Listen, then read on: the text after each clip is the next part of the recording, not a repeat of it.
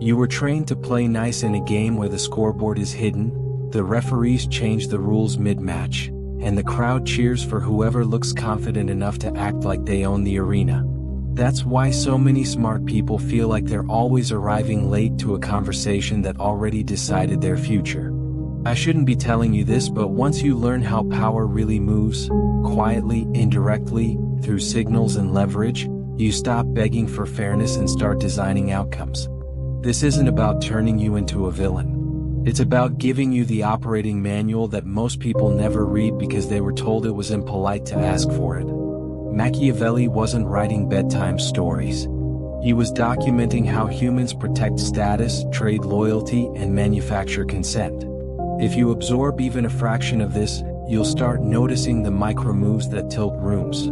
Whose opinions land, whose die midair, who gets forgiven for the same mistake that cost you 6 months of progress, and why the apology from the right person creates more power while the apology from the wrong person creates a leash.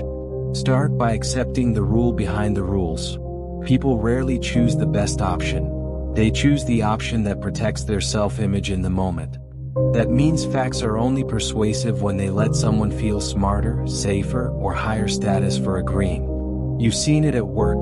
The deck with airtight data loses to the pitch that framed the decision maker as a visionary. You've seen it in dating. The long list of your good traits loses to the person who walks in with presence, calibrated distance, and a story that makes the other side feel chosen. Influence lives where identity and emotion meet.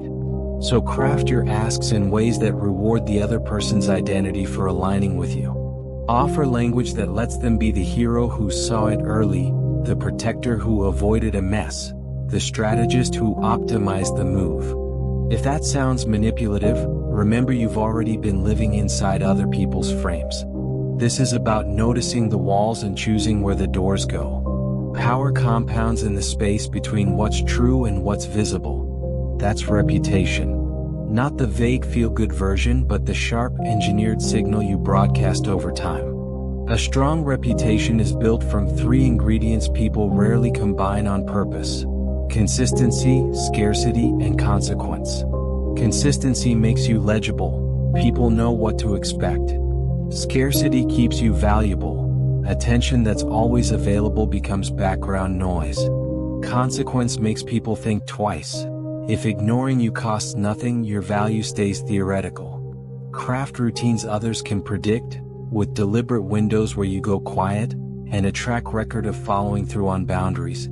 The person who politely withdraws access after a boundary is crossed gets respected. The person who complains without enforcing anything becomes comic relief. Harsh, but you've seen it play out. If your time has no teeth, your calendar will be full of other people's priorities. Kindness without edges is harvest season for opportunists. Keep kindness, just attach it to criteria. Reward loyalty, effort, and reciprocity with generosity. Withhold it from the endless takers who rebrand extraction as support. You're not cold for doing this. You're protecting the field where your real warmth actually matters.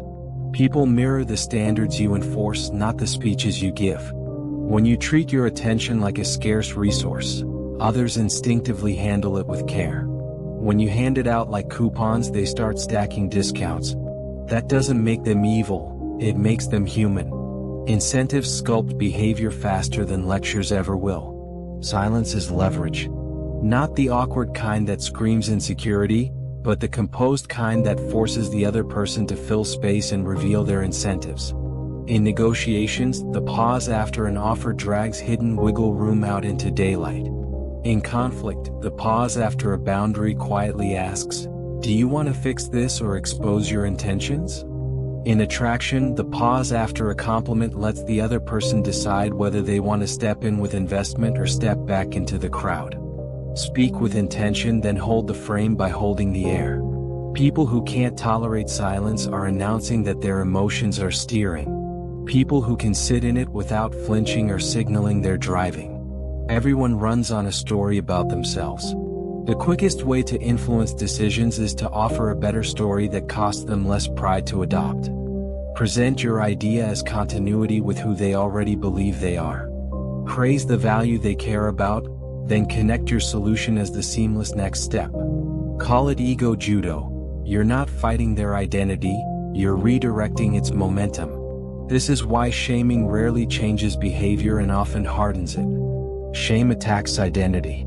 Framing invites identity to upgrade itself. Want someone to stop a counterproductive habit? Tie the change to competence, elegance, and self-respect, not moral failure. People would rather feel skillful than guilty any day of the week. Strategic loyalty beats blind loyalty every time. Treat loyalty like a two-way contract with performance clauses. Publicly rewarding those who stand with you during difficult moments builds a culture where backing you is profitable. Quietly disengaging from fair-weather allies creates a soft warning that others feel even if you never say a word. You don't need dramatic exits. You need consistent reallocation. Time, attention, opportunities. In power games, the currency isn't only money, it's proximity and endorsement. Guard both. If someone consistently consumes your energy without compounding it, you're financing your own stagnation.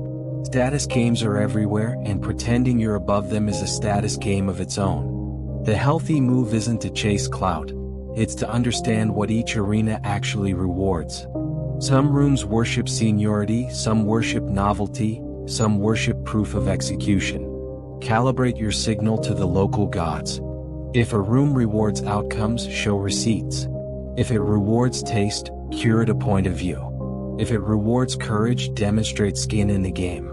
Don't bring a spreadsheet to a poetry slam. Don't bring a mood board to a quarterly review. Decode the currency, then transact in it. The fastest way to feel invisible is to offer excellence in the wrong language. Conflict avoided becomes conflict owed with interest. Many people prolong tension because they fear the discomfort of the moment, not realizing they're signing up for a larger bill later. Handle friction cleanly and early. Strip out moral theater. State what happened, state the effect, state the boundary, and propose a path forward that protects both dignity and standards. If the other side escalates, they're telling you the relationship depended on you absorbing silent costs. Good to know. If they de-escalate and repair, you've upgraded the dynamic. Either way, information emerges, and information is priceless. Power hates fog. Clarity is an asset. Gatekeepers aren't the enemy, they're the mid-boss that teaches you the mechanics of the level. Study what they protect, what they fear, and what would make them look clever for helping you. Offer them reputational upside, not just your need. The person who arrives with a package that advances the gatekeeper's goals gets waved through. The person who arrives with an attitude about the existence of gates writes long social media posts about unfairness while nothing changes. Cruel? Maybe. True. Definitely. Build bridges with value, burn them with entitlement, and you'll walk a lot. Timing is a weapon most people never sharpen. You're allowed to wait for your leverage to ripen before you make a move. In fact, patience is often the boldest flex in the room. Delay decisions until the information asymmetry favors you. Withhold your definitive stance until allies are aligned. Let rivals overextend. When you act decisively so your patience doesn't read as passivity. The dance is simple. Wait longer than your emotions want to, then commit faster than your doubts try to. Signals beat explanations.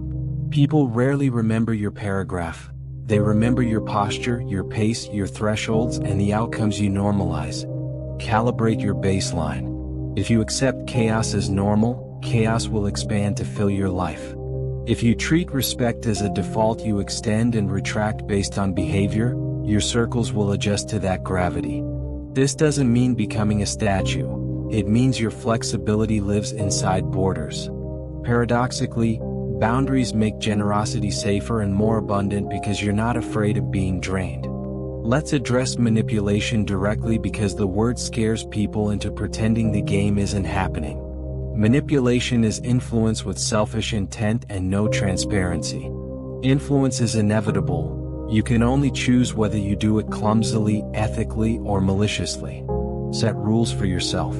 Use framing to help people make cleaner decisions, not to trap them. Use scarcity to keep your energy potent, not to punish supporters. Use reputation as a promise you keep, not as a costume you weaponize. You'll still be tested. That's the point. Without test there's no trust, only vibes. At roughly this point, press pause on the lecture in your head and do something more useful. Drop a real story in the comments about a moment you caught yourself giving too much benefit of the doubt. At work, in a friendship, in a situationship, and what finally snapped you out of it. Keep names out of it. Focus on the pattern you recognized and the boundary you set afterward. Your story will teach someone else the thing you wish you'd known earlier, and you might be surprised how many people quietly went through something similar. Read a few replies. You'll pick up field notes you can't get from any book. Back to the craft. Frames decide outcomes. Whoever defines what this interaction is about wins half the battle before facts enter the chat. If the discussion is about whether you deserve a raise, you're on defense. If the discussion is about aligning compensation with measurable value delivered and future upside you can unlock, you've already reframed from worthiness to investment. In relationships, if a conversation is about whether you're too busy, the implication is neglect. Shift it to how both schedules can be engineered so shared time is high quality instead of low effort leftovers, and you're negotiating architecture, not guilt. The person who names the game chooses the scoreboard. Anchors are the invisible hands that push decisions where you want them. The first number mentioned in a negotiation sets the gravitational field. The first interpretation after a tense moment tilts whether the group remembers it as a crisis or a growth spurt. The first gesture after a conflict suggests whether reconciliation lives here or exile does. You don't need the perfect anchor. You need a credible one delivered with calm certainty. Pair anchors with decoys, options designed to make your preferred choice look balanced and reasonable. People pick the middle when they're unsure. Design the middle so it's secretly the goal. Coalitions beat solo sprints. Lone wolves look cool in trailers. Actual power tends to be collaborative. Map interest.